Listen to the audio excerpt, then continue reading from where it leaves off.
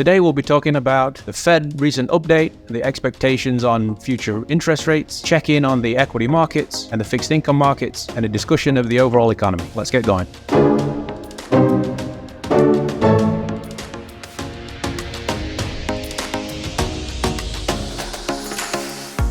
Thanks for joining us on this monthly economic update for July. I'm Stephen Tuckwood from Modern Wealth Management. The Federal Reserve had a meeting on the very last day of the month in July where they changed a little bit of verbiage to really leave the door open for potential rate cuts at the following meeting in September. We've been following it quite closely, and you can see here in the chart just the change in a keyword right before further progress, where we've gone from a lack of further progress to modest to some when it pertains to the fight against inflation and getting closer to the 2% level. One of the main experts that we've also been following is the committee does not expect it will be appropriate to reduce the target rate until it's gained greater confidence that inflation is moving substantially, which is the key word, towards 2%. So let's take a look now at one of the main drivers of inflation for a service economy, the employment cost index. One of the key inflation metrics that the Fed follows is the employment cost index, shown here on a year-over-year basis. You can see that it's been uncomfortably above 4% for a period of time, but last month did make a marked move towards that threshold. Continued declines in the cost index would really open the door and make it possible for the Fed to begin their rate-cutting cycle. The July non-farm payroll number was a little on the soft side. The jobs report shows signs that the labor market is cooling down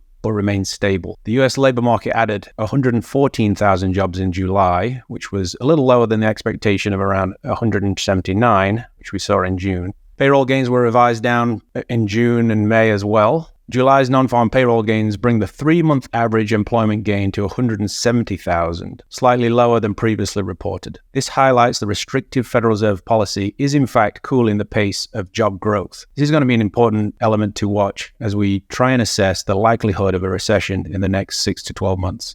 Turning to the stock market, the month of July was really highlighted the resurgence of small caps versus large and mid-cap companies. For most of the year, the stock market's been led by mega-cap companies, specifically in the tech sector. July, however, saw a real resurgence from the smaller cap companies. And you can see here just the outperformance of that particular index versus the large and mid-cap benchmarks. July also saw a resurgence of international stocks versus domestic. On a year-to-date basis, domestic stocks are still far ahead of their international counterparts, but the month of July was some marginal outperformance there. Our view is that the US will continue to dominate and have a preeminence versus its international counterparts.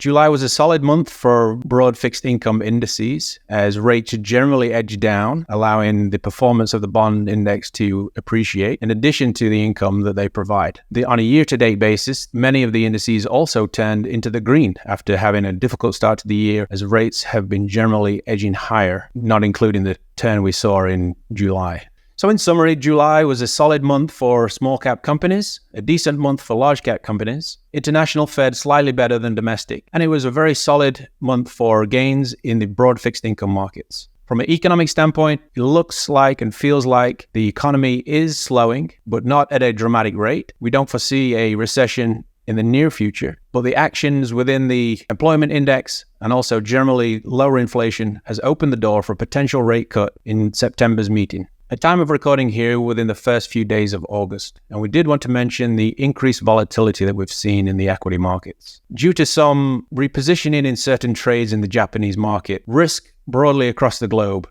has sold off. This has increased volatility, and we've seen a decrease in the value of the US stock market. That concludes July's monthly economic update. We hope you enjoyed it. If you have any questions, please do feel free to reach out. If you like this video, please like, share, and subscribe.